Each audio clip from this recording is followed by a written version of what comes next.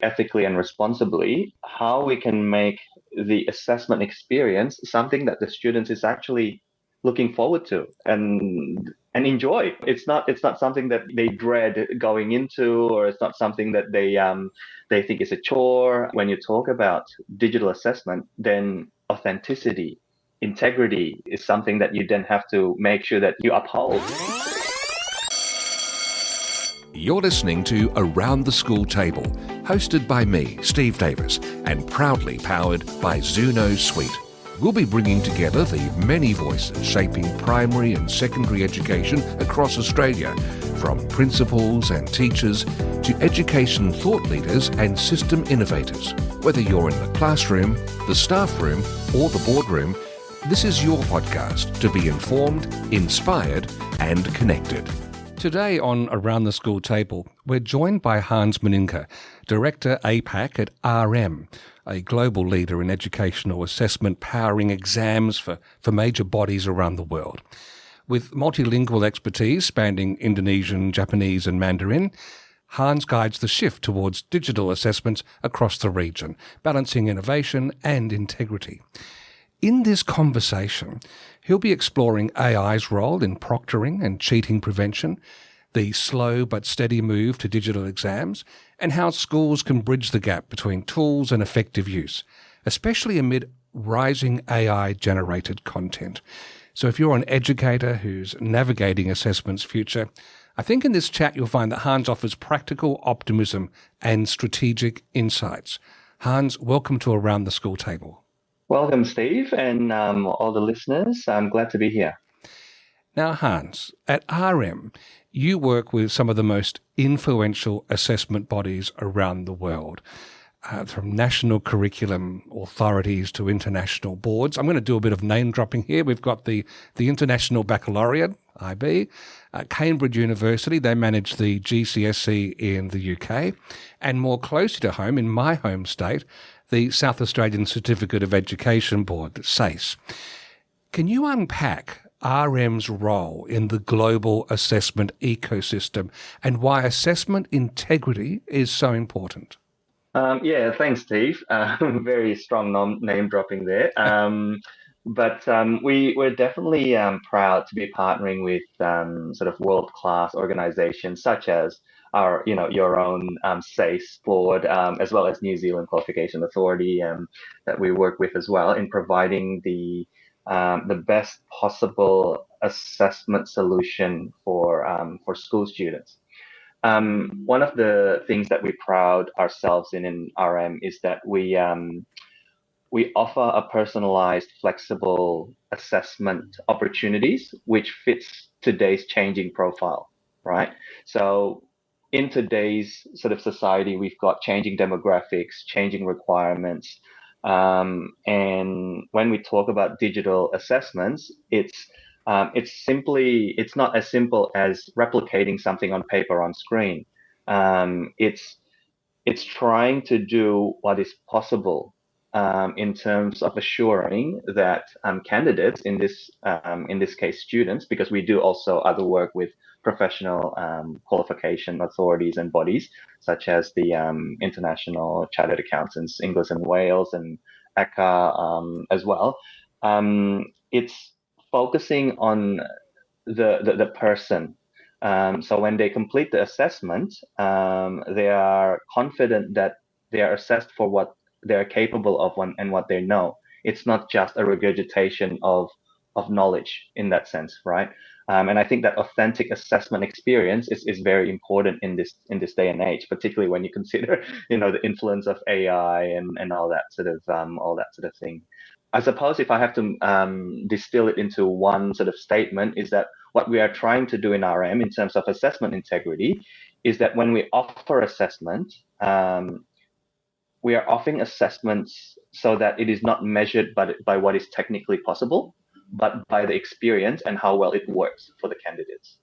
My imagination might be getting away with me, but as you were talking and describing that, I was picturing the most romantic notion of a classic liberal education for the well-to-do in the 17 and 1800s, where an examiner might be having robust conversation and looking the candidate in the eye rather than just ticking boxes. Is that the sort of thing you're hoping to emulate at some point, where it really is that robust, customized, tailored to the student as the ultimate goal? Yeah, absolutely. So what we're trying to do, as I said, is do something obviously ethically and responsibly. How we can make the assessment experience something that the students is actually looking forward to and enjoy, right? It's not something that they dread going into, or it's not something that they think is a chore. We've done some research around sort of learner experience as well, so we've kind of got a bit of insight into what is it that they want, what is it that they're expecting, and also what is it that they've experienced in the past, and how that formed their experience.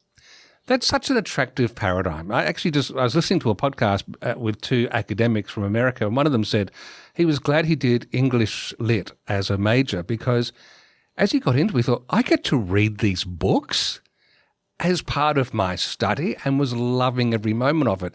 That follows on with what you've said, that ultimately you hope a student will enjoy being tested and letting their knowledge and application of their knowledge be like flying a kite, something to embrace, not the stereotypical fear-instilling dread. Yeah, no, that's exactly right. Like, we want to go from a growth mindset, not sort of a deficit, right? So I used to be a teacher as well as a trade for a good decade and a bit, before working on sort of the ed tech side of things.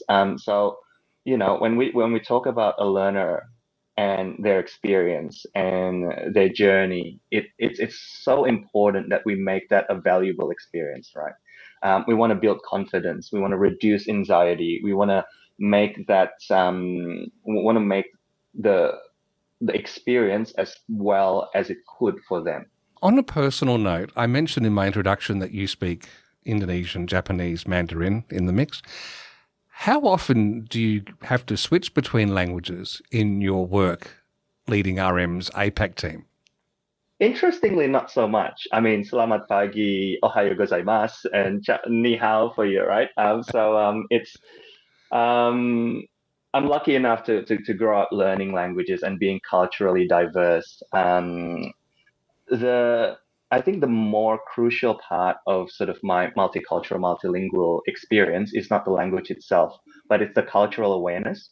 When I deal with, for example, I've been in quite a few conferences last year, and events where I was in Singapore, Malaysia, Indonesia, and it is not actually the language, because English is such a universal language now that everyone is sort of almost English ready to an extent. But knowing that little nuances, knowing that little, this tiny little bow here, means a lot when you're addressing someone of a certain status. Extending your hand, your right hand for that matter, in shaking hands, making sure that you look them in the eye and have a firm handshake, for example. It's just the simple, minute things that you need to remember sometimes.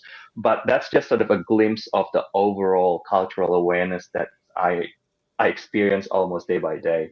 On a cultural note, if this was all being done in Indonesian, would I have started this differently? Is there anything I would have done differently within an Indonesian cultural backdrop? Oh, obviously, we're generalizing a little bit, but to show sort of cultural awareness, if we're engaging in a sort of semi-professional engagement, where we're addressing someone, it's quite common in Indonesia to address the person and then sort of almost not list, but mention sort of their qualifications and degrees. So that's probably something that would have been different. Go, yes, so Mr. So and so, you're a professor in this, or you've got a degree in this. Would have been something that is quite common in Indonesia. Okay, it's nice. I mean, admittedly, if you were introducing me, it would have been much shorter. Now, I've heard you say that you believe there's a slow but steady shift towards digital assessment rather than a sudden revolution. And I believe from your research that the majority of Australian students are in favour of digital assessment. It's something like 60%. From your vantage point across APAC, what factors are driving the shift and also what's slowing it down? Yes. So just sort of to give you a bit of a background context on that research, just to make sure we're sort of talking about something that is real for us. So just over a year ago, we did a research of almost 2,500 learners, and that's done across the UK, Australia, New Zealand, Singapore, Canada, with sort of reasonably equal spread between those demographics. And over 59% of them say that they prefer digital assessments to paper. One thing that I'll qualify is that some of these responders to the questionnaire or research, some of them have completed digital exams before, and some of them have not. I haven't got the figures in front of me, but there's sort of a slight division between those numbers. So this, what I'm trying to say is it includes both people who have and people who haven't, right? And interestingly enough, when we talk about the ones that have experienced digital education, that numbers just sort of quadrupled almost. In that it's almost 4-to-1 in terms of people who prefer digital experience. So there has been a steady sort of expectations from the learners in that regard. If you're looking at the vantage point of the learners, like I said earlier, for us as an organization, we work with the peak organizations, the bodies, etc. But the learners are still front and center for us. The candidate experience is really important for us. So there has been that steady but slowly increasingly expected digitalization of assessments, not just learning. Because we have seen this the sort of quite rapid digitization of learning. COVID really threw everyone under a real frenzy, really, isn't it? But we've seen that in assessments as well, and the organizations that we work with, they have gone on, and we can sort of work with organizations from sort of every single entry point of their digital transformation. Because when we talk about digital transformation, it's not as simple as, or not as straightforward as, we've got a paper exam, now we want to make it online. There's a whole lot of spectrum in between. We've got e-marking, for example, that we also do quite extensively. We've got on-screen marking, and then all the rest of it. What we've seen is that to meet the requirement and to sort of go with what is happening, we need to make sure that we're prepared. So wherever you are in that sort of digital transformation stage, it's important that you take steps so that you are prepared and ready for when it arrives. Because the old adage is, we've spoken about this from decades ago. The educators of today is preparing learners for something that might not even exist when they graduate, right? And that's even truer now with AI. We're looking at a very AI-centric society at the moment, right? So we're looking at how we can incorporate that as well into our processes and works. Yeah. On that research, one thing that I'd like to know is 60-odd% of students say, look, we would like digital exams. Do you have any qualitative insight as to whether that is because they might have a perception that it might be easier than a paper one? Or I have noticed in the wake of social media technology and mobile phones, the embracing of one-to-one, human-to-human interaction, the skills, the robust skills and confidence seems to have dropped. And so is it I'd much rather that than have to deal with a person? Have you got any sense behind those numbers at that level? Yes. I'll tweak one of the sentiments that you mentioned slightly. You mentioned easier. I don't think from our research it was because it's easier, but what they've demonstrated, it's because it's more accessible. Now, whether by being more accessible it means it becomes easier for them is a whole notion that we've probably got to explore a little bit more, right? But that's, I think, the crux of why it's enjoyed or is is showing to have a bit more of a positive experience for the learners through a digital experience rather than a paper experience is because it's more accessible to them. So we've got to remind ourselves sometimes, I'm sort of exposing my age a little bit here. When I was at school, I remember a time when we were being told, oh, no, you can't use the internet because it's not reliable. It's not academically tested. You've got to go to the library and open the books up and cite the page that it's on when you read through it with your eyes. You can't just go on Google or Wikipedia and the rest of it, right?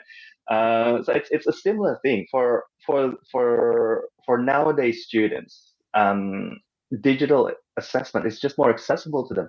It's their bread and butter, if we use that expression. It's something that they're exposed to every day. They're more attuned to what is digital than in what is on paper. It's just by the nature of the current society.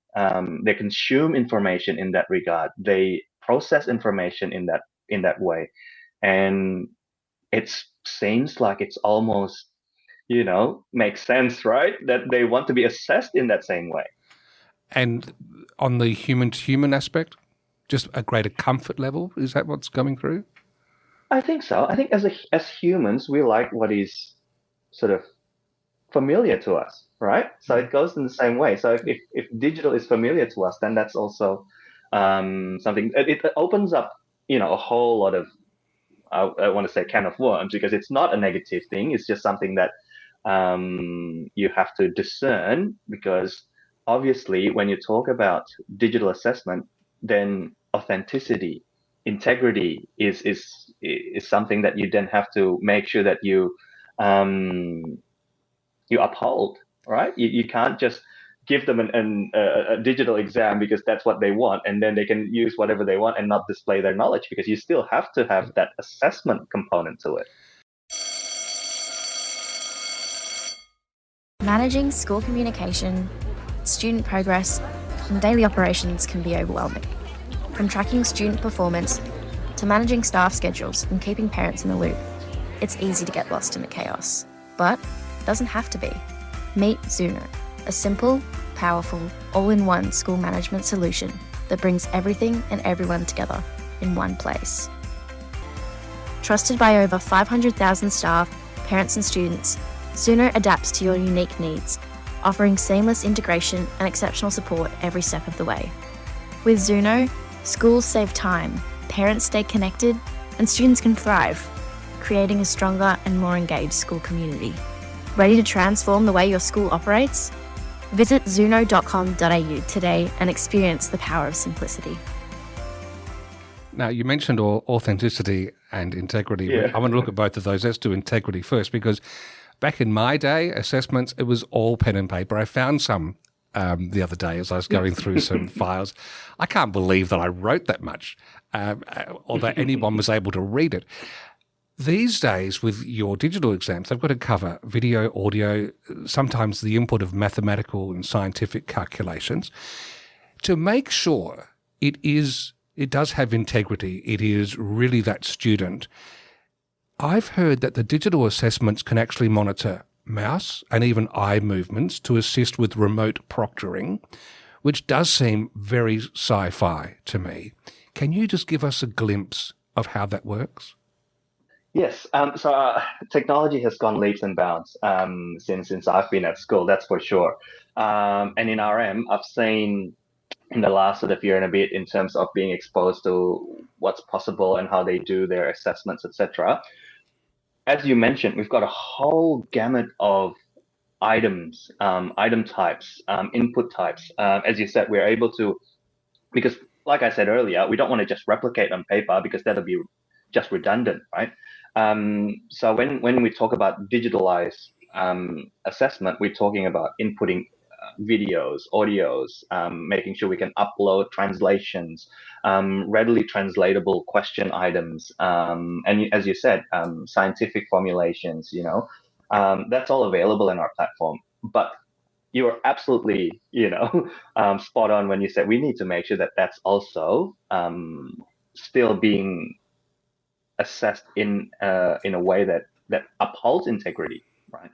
So to what some of the things that you've mentioned, we've got this function, for example, called focus track, where you track mouse movement. That's not even remote proctoring. It's just tracking your mouse movement to make sure that you're staying within the bounds of what is being assessed, and you're not sort of moving your mouse outside. Otherwise, the invigilator can be notified, or you don't even need someone to proctor that. It's just something that automatically. We've got safe exam browsers where you can't access sort of other tech while you're on something, for example. So you can use this interchangeably, one but not the other, etc.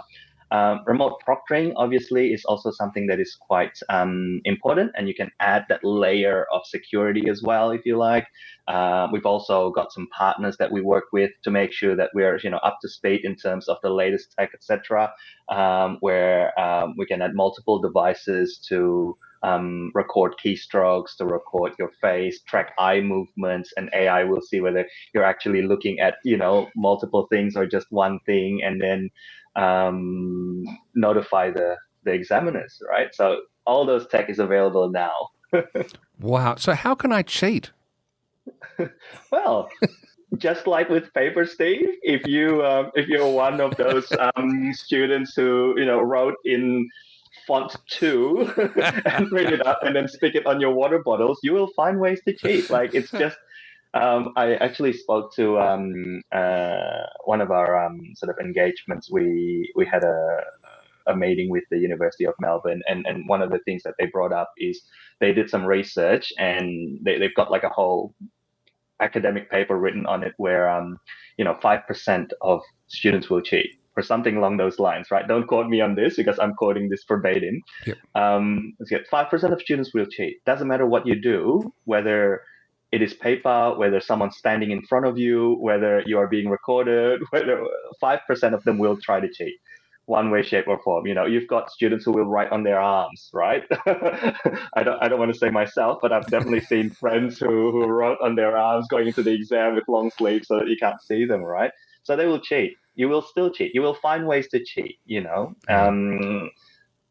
We're not sort of naive enough to say that we've got this tech that is foolproof, that is 100% uncheatable, because the reality is there's always going to be a small percentage that will still find ways around it. And perhaps the most brazen one is the case of job interviews that required candidates to submit video answers.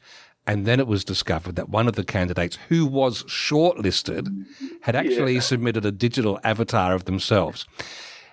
Yeah, that's really pushing those.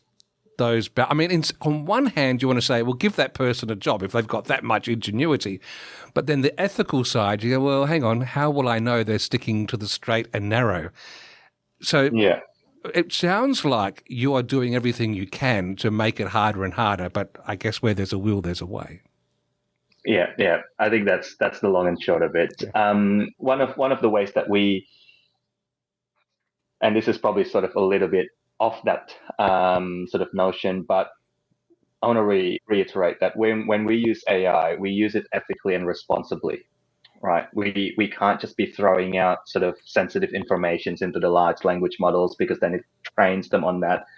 Because you also, I think there's a really good blunt expression that is used in the tech world, trash in, trash out. Yeah. So you don't want to put so much sort of artificial stuff into the model that it starts spitting out that same artificial stuff again. So it's kind of like a loop. Because you talk about job interviews, we're seeing now job advertisements being written by AI, and then applicants are applying using AI to address the job sort of advertisement. You've got the selection criteria is being written by AI, and then you're writing your responses using AI.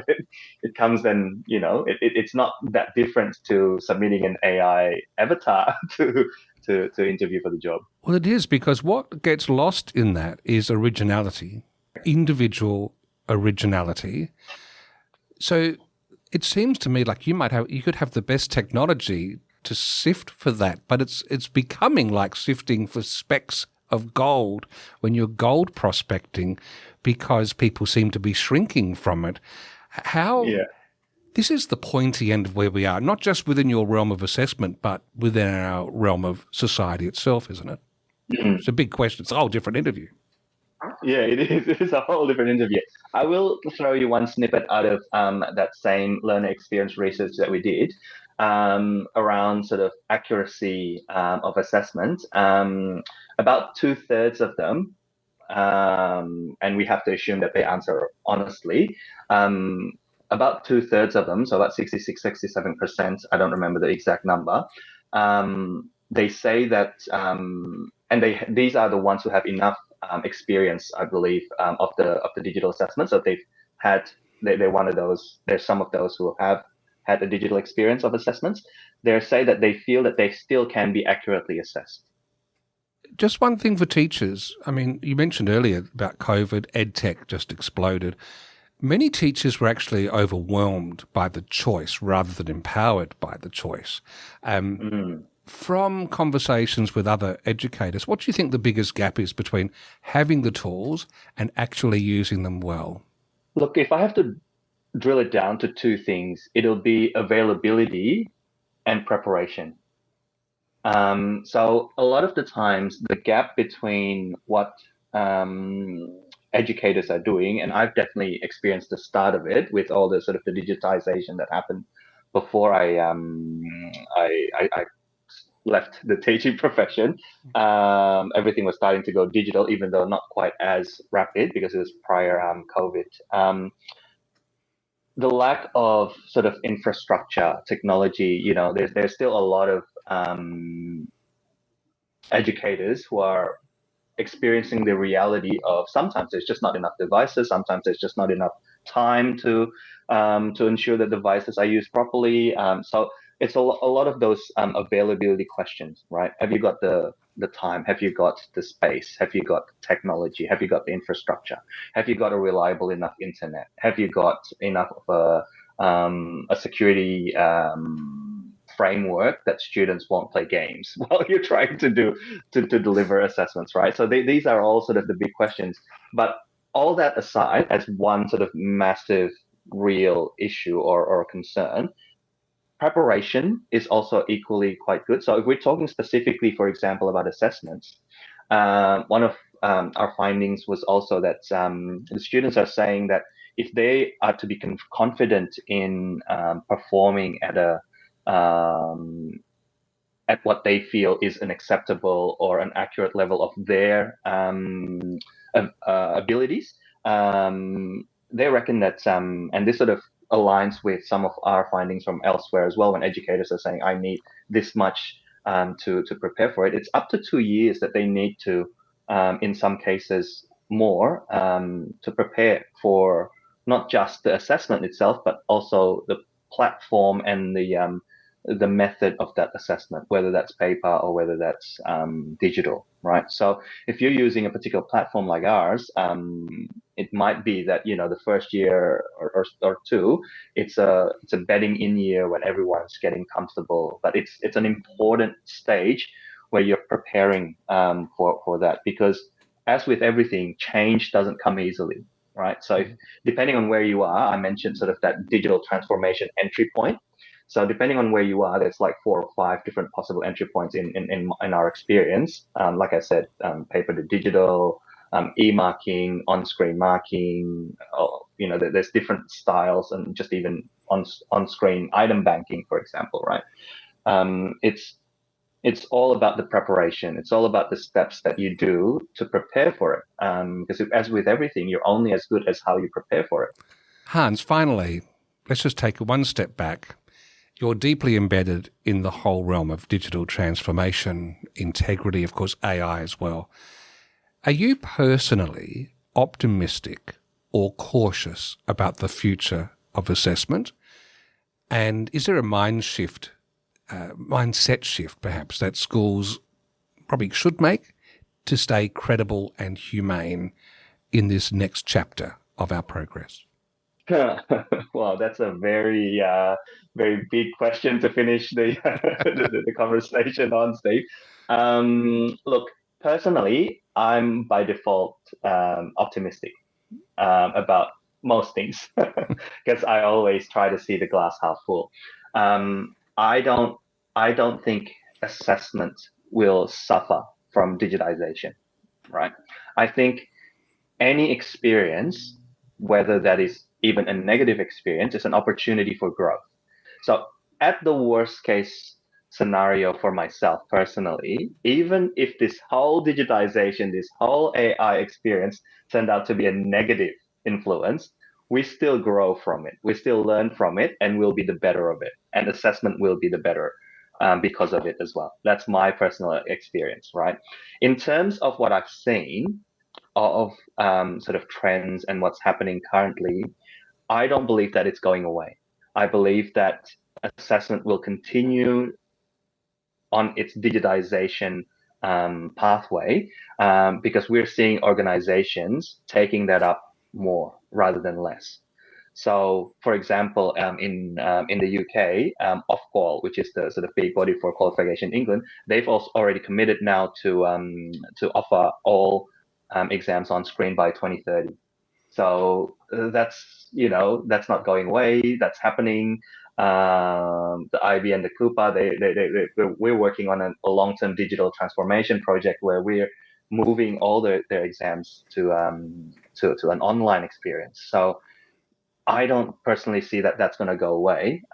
It's going to happen, but not in a transformational, as in overnight it will change, unless obviously it's prompted by a pandemic Yes. or something along those lines, right? But it is here. It is there to stay, and we've got the technology for it. Maybe the whole system is not fully ready for digital exams in terms of infrastructure or framework, like I mentioned earlier. But we've got the technology for it. We've got enough software and SaaS companies out there pushing the boundaries in terms, and I've been part of quite a few of them in the last sort of decade that I've been in education technology, that I can see there's a steady shift of readiness. There's a steady shift of mindset, of openness to transform ways of working, right? And I think that's going to be the future. So from a mindset shift perspective, if you're in a school right now, what would make the future easier for you to embrace this? I would take whatever steps is possible. All right.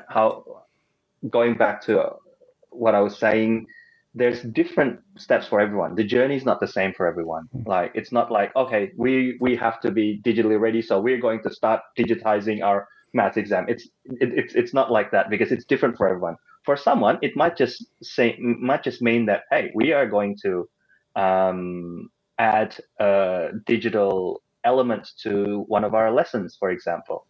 In some cases, it might be as simple as we're going to take our role on the computer rather than on paper now, so that we don't lose those records easily. So it's taking those steps to be prepared. Having an open mindset, I think, is the key. So not going, head in the sand, I don't want to do anything. I think that's not quite the right mindset, in my opinion. Obviously, everyone's different, but taking those steps, however small it is, in terms of getting prepared, I think it's the key. Hans Moningka, thank you very much for joining me around the school table. Pleasure, Steve, and look forward to our next chat.